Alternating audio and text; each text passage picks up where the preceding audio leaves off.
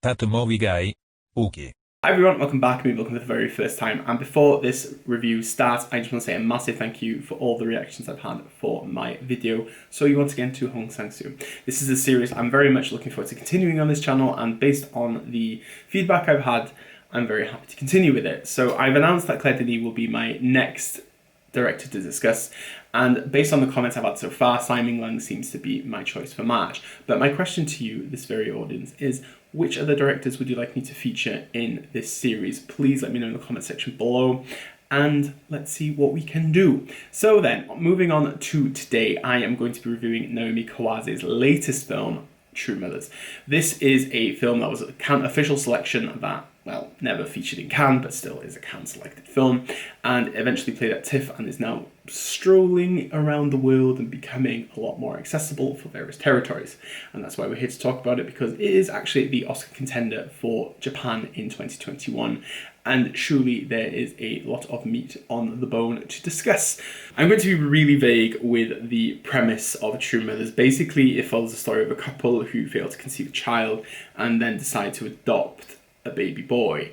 And as time goes by, the birth mother returns and basically starts churning into a very diverse drama.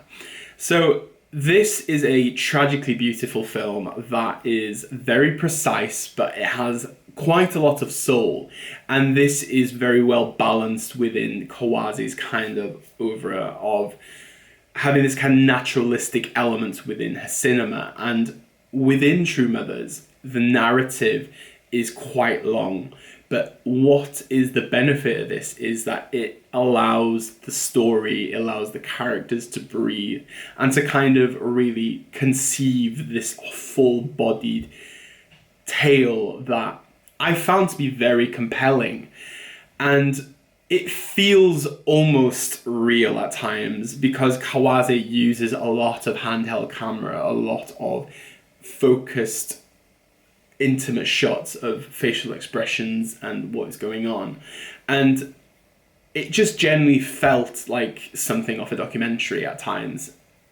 There are elements obviously of hyperdramatization, not into the levels of a kitchen sink drama, but it kind of elevates, because this is what we get with drama. Drama is something that kind of enhances itself at times when it needs to be, but it's very quiet, very stoic, and Kawase just gives this kind of natural development that you don't always get within films.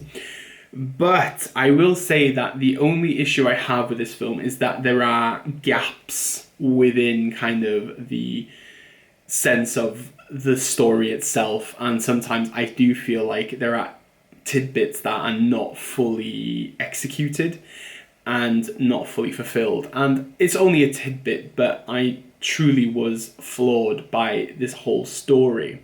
And the other kind of aspect of this film that I loved was this kind of like hyper-sensualized version of colorization, because what we get with Kawase is it's very naturalistic, but these kind of filters of kind of orange and blues, they kind of enhance the emotional experience that we get within True Mothers.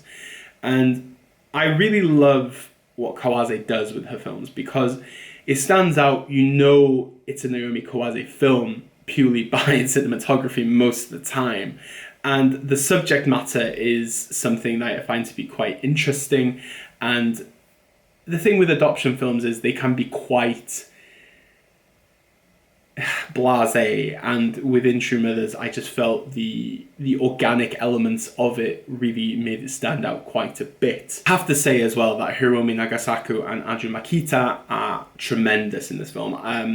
Makita was actually in a lot of Koreeda films, mainly in Shoplifters.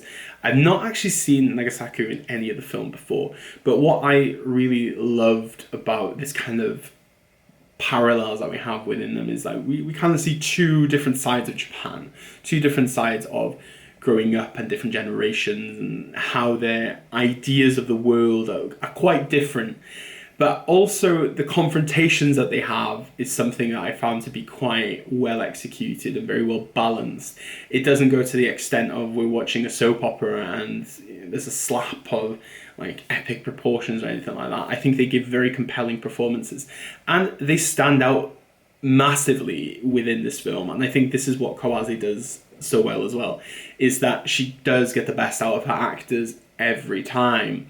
And this kind of culmination of very intimate acting and this beautiful sense of time to breathe and develop really makes True Mothers quite an interesting watch.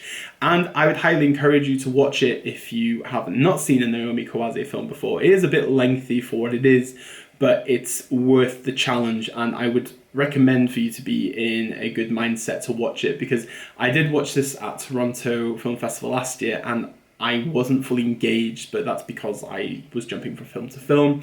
I had a bit more time my second watch with it, and I fully embraced what Kawase was going for. So give it a go and let me know in the comment section below if you have seen it, and let me know what you thought of it. If you've not seen it, what is your favourite Naomi Kawase film, or any other Kawase films that you're anticipating on watching? I'm always intrigued to know. And if you just want a general chat, comment section's always open, socials all down here also. And my next review is actually going to be a film called Dear Comrades. I'm not going to say anything else yet, because I'm very much looking forward to discussing that with you. And like, share, subscribe, do as you please. And as we normally say on this channel, diolch, danke, obrigado, merci beaucoup, arigato, danke schön, bitte schön, all the shuns. And obviously, never change. And yes, I'm not going to change my outro, because I love my outro. Ciao for now, guys.